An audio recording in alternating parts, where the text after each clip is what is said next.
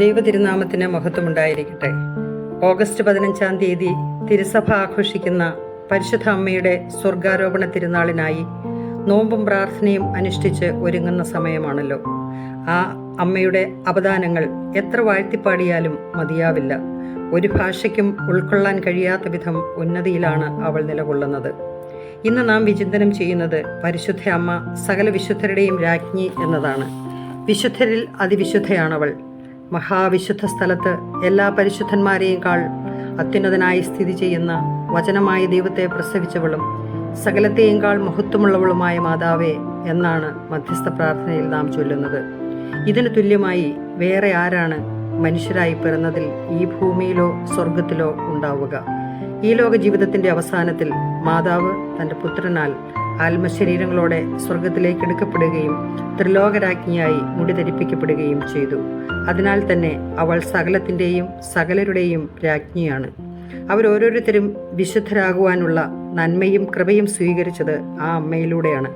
സൂര്യനും ഭൂമിക്കുമിടയിൽ നിലകൊള്ളുന്ന ചന്ദ്രൻ സൂര്യനിൽ നിന്ന് ലഭിക്കുന്ന നന്മ ഭൂമിക്ക് പ്രദാനം ചെയ്യുന്നത് പോലെ അവൾ തൻ്റെ മക്കൾക്കെല്ലാം വിശുദ്ധ ജീവിതത്തിന് ആവശ്യമായതെല്ലാം തൻ്റെ തിരുക്കുമാരിൽ നിന്ന് നേടിത്തരുന്നു.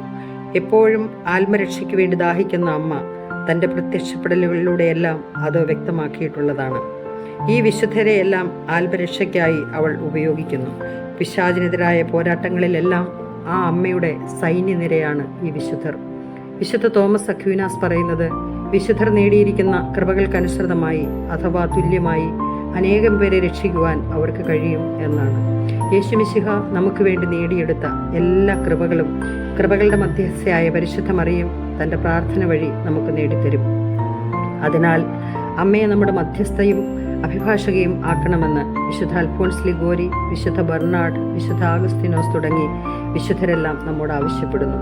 നമ്മുടെ പലവിധ ആവശ്യങ്ങൾക്കും വേണ്ടി വിശുദ്ധരുടെ മാധ്യസ്ഥം നാം പ്രാർത്ഥിക്കുമ്പോൾ അവരത് പരിശുദ്ധ അമ്മയോട് ചേർന്നാണ് നമുക്ക് സാധിച്ചു തരിക. പ്രഭാഷകന്റെ പുസ്തകം 3-ാം അധ്യായം 2-4 നാം ഇങ്ങനെ വായിക്കുന്നു: മക്കൾ പിതാവിനെ ബഹുമാനിക്കണമെന്ന് കർത്താവ് ആഗ്രഹിക്കുന്നു. അവിടുന്ന് പുത്രന്മാരുടെ മേൽ അമ്മയ്ക്കുള്ള അവകാശം ഉറപ്പിച്ചിരിക്കുന്നു. അമ്മയെ ബഹുമാനിക്കുന്നവൻ നിക്ഷേപം കൂട്ടിവെക്കുന്നു. തൻ്റെ പുത്രൻ്റെ മേൽ അവകാശം ഉറപ്പിച്ചിരിക്കുന്ന ആ അമ്മ തന്നെ സ്നേഹിക്കുകയും വിളിച്ചപേക്ഷിക്കുകയും ചെയ്യുന്നവർക്കെല്ലാം പുത്രനെ നേടിക്കൊടുക്കുന്നു.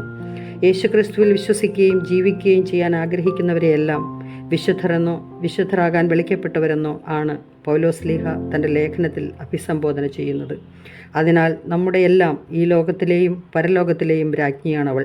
നമുക്ക് വേണ്ടി അത്ഭുതങ്ങൾ പ്രവർത്തിക്കാൻ, അനുഗ്രഹങ്ങൾ വാരി വിതറാൻ ഉത്സാഹവതിയായ രാജ്ഞി. അവളെ നമ്മുടെ ജീവിതത്തോട് ചേർത്ത് വയ്ക്കാം. സ്വർഗമാകുന്ന നിക്ഷേപത്തിനു വേണ്ടി ബഹുമാനിക്കാം. അങ്ങനെ പുണ്യവാന്മാരുടെ ഐക്യത്തിൽ നമുക്കും പങ്കുചേരാം. ദൈവം നമ്മെ ധാരാളമായി അനുഗ്രഹിക്കട്ടെ. നന്ദി.